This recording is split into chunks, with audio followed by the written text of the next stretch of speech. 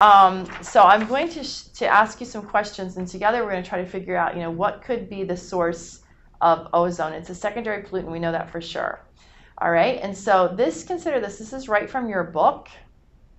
Asks this question. It says, ozone concentrations vary over the course of the day as shown in figure 1.16. Okay, so let's look at figure 1.16 and see what they're talking about by ozone concentrations vary over the course of the day. All right, in this figure, this is California, and we're looking at California at 6 a.m. on a particular day, 10 a.m., noon, 4 p.m., and then 10 p.m. And green, there was that air quality index graph early on in your chapter that you should have noticed.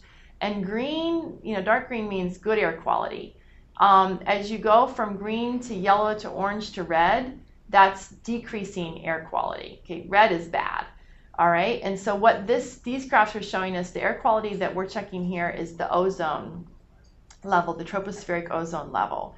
And what you see in the morning is the air quality is very good. At night, the air quality is pretty good. There's still a couple patches of bad quality, but as you move through the day, the air quality gets worse. Okay, and then on the same day, once it's been dark for a while, the air quality gets better again.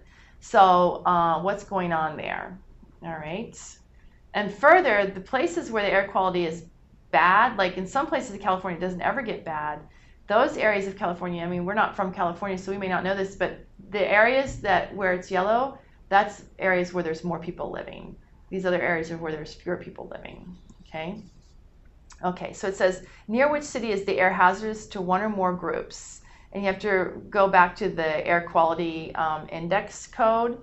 And it looks like near Sacramento. That's where it's bad for not just people that are at risk, but even healthy people. So it looks like near the city of Sacramento. Sacramento is the capital, California. So there's a lot of people live there. It says, around what time does the level of ozone peak? It looks like around 4 o'clock is where we have the most ozone.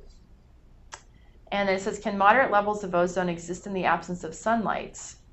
Okay, it says, assume that the sunrise was about 6 a.m. and the sunset is about 8 p.m. Can moderate levels of ozone exist?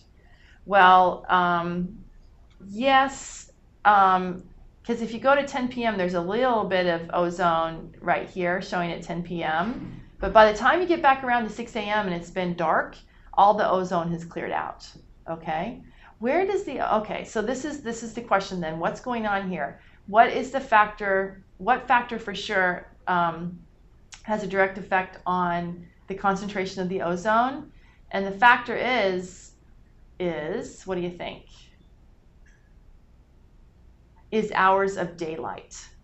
Okay, the longer it's been light, the more ozone has built up.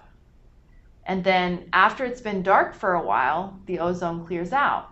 Well, where does it go? Well, I said that it's very, very reactive. It doesn't exist very long. It's going to react with whatever it runs into.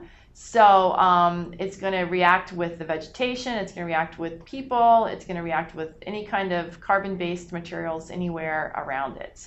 Okay, so it reacts away overnight. All right. So the question is then, what is the source of this ozone in the troposphere? Well, the conclusion I've come to is it has something to do with sunlight.